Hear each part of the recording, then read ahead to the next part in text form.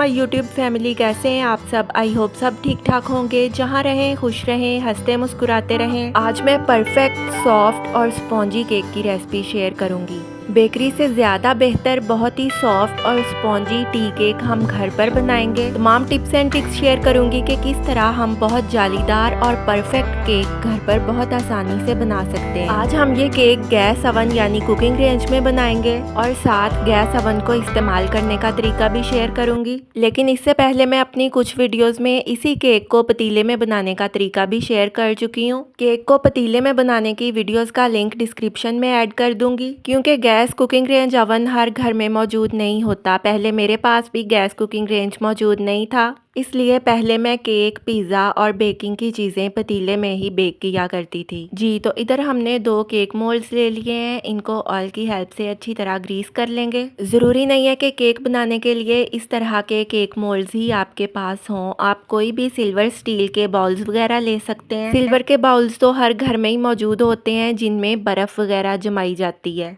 उस बॉल को भी आप बिल्कुल इसी तरह ऑयल से ग्रीस करके उसमें केक बना सकते हैं। जी, दोनों मोल्ड्स को चारों साइड से और पैंदे से अच्छी तरह ऑयल से ग्रीस करने के बाद इसमें बटर पेपर लगा दिया है और बटर पेपर लगाने के बाद दोबारा फिर से इसे ऑयल की हेल्प से ग्रीस कर दिया है ताकि जब केक बन जाए तो इसके साथ चिपके नहीं और आसानी से मोल्ड में से निकल जाए। इधर हमने 4 अदद अंडे लिए हैं। अंडे आपने रूम टेम्परेचर पे लेने हैं, फ्रिज के अंडे नहीं होने चाहिए। 1 कप भर के इसमें पिसी हुई चीनी ऐड करेंगे। चीनी आप साबुत भी इसमें शामिल कर सकते हैं, लेकिन साबुत चीनी को मिक्स करना ज़रा मुश्किल होता है। लेकिन ये जो पिसी हुई चीनी है यानी शुगर पाउडर है, ये बहुत आसानी से इसमें मिक्स हो जाएगा। आधा कप ही ऑयल शामिल कर दिया है। इन चीज़ों को हमने अच्छी तरह स्मूथ करना है। जी, चीनी को हमने थोड़ा सा अंडों में मिक्स कर लिया है। इसमें 1 कप भर के हमने दूध का शामिल कर दिया है। दूध भी ना तो ठंडा होना चाहिए ना ही गर्म हो। दूध भी आपने रूम टेम्परेचर पे ही लेना है। केक बनाने के लिए ना चीज़ें ज़्यादा ठंडी होनी चाहिए और ना ही ज़्यादा गर्म, इस तरह केक अच्छा नहीं बनता। अगर हम चाहते हैं कि हमारा केक परफेक्ट बने और बहुत सॉफ्ट बने तो उसके लिए हमें हर चीज़ रूम टेम्परेचर पे लेनी होती है। अब विस्क की हेल्प से इसे मिक्स करने में ज़रा मुश्किल होती है और काफ़ी वक्त लग जाता है। इस तरह अगर इलेक्ट्रिक बीटर आपके पास मौजूद ना हो तो आप ब्लेंडर में इस सारे बैटर को अच्छी तरह ब्लेंड कर लें ताकि ये स्मूथ हो जाए। मेरे पास भी इलेक्ट्रिक बीटर मौजूद नहीं है, इसलिए मैंने इस बैटर को ब्लेंडर में ही ब्लेंड कर लिया है। ब्लेंडर में आपने इसको अच्छी तरह ब्लेंड कर लेना है, स्मूथ कर लेना है। जब ये फ्लफी सा हो जाएगा तो फिर आपने इसे एक बॉल में निकाल देना है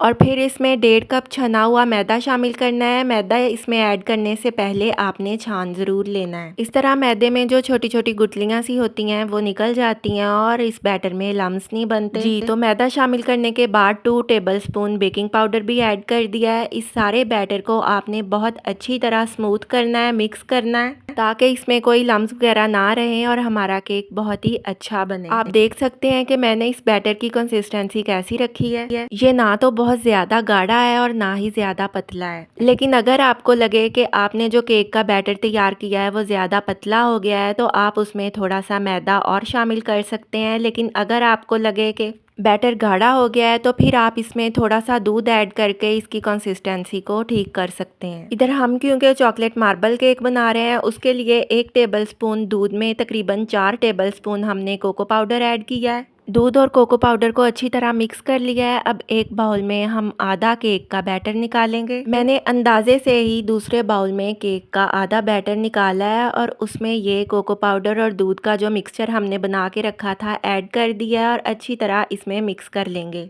अच्छा, केक बनाने के लिए जितना केक का बैटर स्मूथ होगा, उसमें कोई लम्स वगैरह नहीं होगा, उतना ही हमारा केक ज़्यादा बेहतर बनेगा। अभी हमने केक के बैटर को मोल्ड्स वगैरह में नहीं भरा। पहले अवन को प्री हीट कर लेंगे क्योंकि अवन को इस्तेमाल से 10-15 मिनट पहले प्री हीट करना होता है। केक बनाने के लिए हम ये नीचे वाला चूल्हा इस्तेमाल करेंगे। इस पे ये एक ट्रे पड़ी हुई है और ट्रे की राइट साइड पे आप देख रहे हैं एक छोटी सी विंडो है। विंडो में से मैंने चूल्हा जलाने की कोशिश की है, लेकिन गैस का प्रेशर कुछ कम था इसलिए चूल्हा नहीं चला। ट्रे मैंने बाहर निकाल के फिर ये चूल्हा ऑन कर दिया है और ट्रे को दोबारा इसके ऊपर रख दिया और ट्रे की विंडो पे विंडो का जो ढक्कन होता है वो लगा दिया है। अब जिस ट्रे को हमने बर्नर के ऊपर रखा हुआ है, उस पे हमने मोल्ड्स वगैरह नहीं रखने। उसके ऊपर एक दूसरी ट्रे रख दी है मैंने, उस दूसरी ट्रे पे हमने केक मोल्ड्स रखने हैं जी। तो एक बर्नर आप देख सकते हैं इधर ऊपर है, ये केक बनाने के लिए नहीं इस्तेमाल होता। ये चिकन स्टीम रोस्ट, चरगा और पिज्ज़ा को कलर वगैरह देने के लिए ऊपर वाला बर्नर इस्तेमाल होता है। जब मैं चिकन ग्रिल करूंगी या हम चरगा वगैरह बनाएंगे तो फिर हम ऊपर वाला बर्नर यूज़ करेंगे, उसकी वीडियो भी मैं आपके साथ ज़रूर शेयर करूंगी।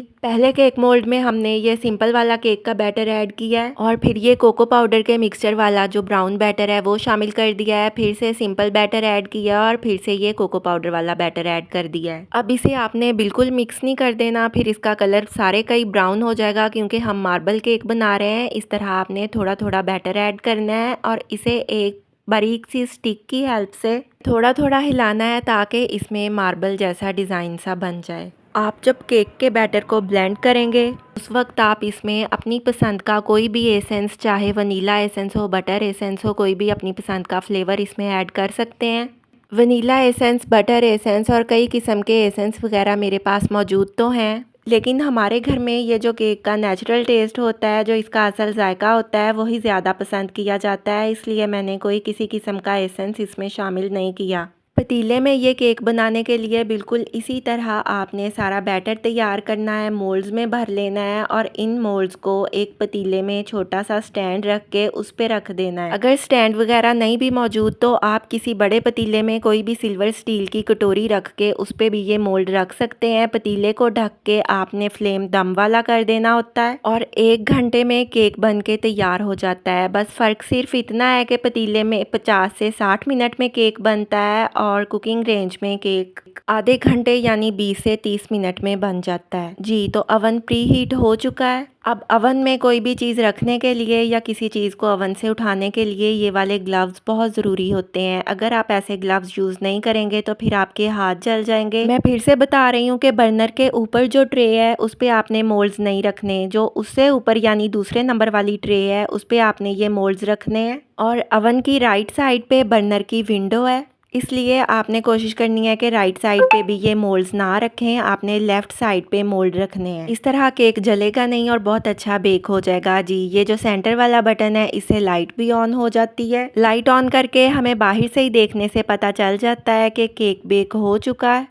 इसे हम अवन की हीट सेट कर सकते हैं। आपने केक को बेक करने के लिए 150 से 170 तक इसकी हीट रखनी है। केक हमेशा 150 से 170 तक ही बेक किया जाता है। 150 और 170 के दरमियान मैंने अवन की हीट रखी थी। माशाल्लाह केक बेक हो चुका है, बहुत ही अच्छी खुशबू आ रही है। 30 मिनट में केक मुकम्मल तौर पे बेक हो चुका है। आपने एक बारीक सी स्टिक से चेक कर लेना है। अगर इसमें कसर बाकी हो या कच्चा सा लगे तो आपने दोबारा कुछ मिनट के लिए इसे अवन में ही रख देना है। अच्छा, जब मोल्ड्स अभी अवन में नहीं रखे थे, हम अवन को प्री हीट कर रहे थे, उस वक्त मैंने अवन की हीट 250 तक की हुई थी और मोल्ड रखने के बाद मैंने अवन की हीट 160 तक कर दी। मैंने फर्स्ट टाइम गैस अवन में केक बनाया है, लेकिन माशाल्लाह बहुत ही ज़बरदस्त बना है। इतना सॉफ्ट और स्पॉन्जी केक बना है कि खाते वक्त मुंह में ही घुल रहा है जी। ये है वनीला एसेंस और ये बटर फ्लेवर है। मैंने ये ऐड नहीं किए, लेकिन आप 1 चम्मच इसमें ऐड कर सकते हैं किसी भी अपनी पसंद के एसेंस का। जिस तरह मैं पहले भी बता चुकी हूँ कि हमारे घर में एसेंस वगैरह वाला केक इतने शौक से नहीं खाया जाता। ये तमाम एसेंस आपको बाज़ार से इजीली मिल जाते हैं क्योंकि अक्सर लोगों को केक में जो अंडों का टेस्ट होता है, अंडों का फ्लेवर होता है, वो पसंद नहीं होता। इसलिए अगर केक के बैटर में वनीला एसेंस वगैरह शामिल कर दिया जाए तो फिर अंडों का फ्लेवर ख़त्म हो जाता है। देखें माशाल्लाह कितनी ज़बरदस्त लुक है और कितना सॉफ्ट है ये, और इसका टेस्ट तो इसकी लुक से भी अच्छा था। आप यकीन करें कि जो केक हम बेकरी वगैरह से लेके आते हैं वो तो इस केक के सामने कुछ भी नहीं है। अच्छा, घर की बनी हुई चीज़ बच्चे जितनी मर्जी खाएं, कोई हमें फिक्र नहीं होती, लेकिन जब हम बाज़ार से ऐसी चीज़ें लेके आते हैं तो हमें लगता है कि ये चीज़ें ज़्यादा बच्चों के लिए हेल्दी नहीं है, इसलिए हम बच्चों को इस तरह की बाहर की ज़्यादा चीज़ें खाने भी नहीं देते। बेहतर यही है कि बच्चों को इस तरह की चीज़ें घर पर बना के दी जाएं, जो उनके लिए हेल्दी भी हैं, प्रिजर्वेटिव से भी पाक हैं, और घर में हर चीज़ बहुत ही साफ़ सुथरे तरीके से हाइजीन वगैरह का मुकम्मल ख्याल रख के बनाई जाती है।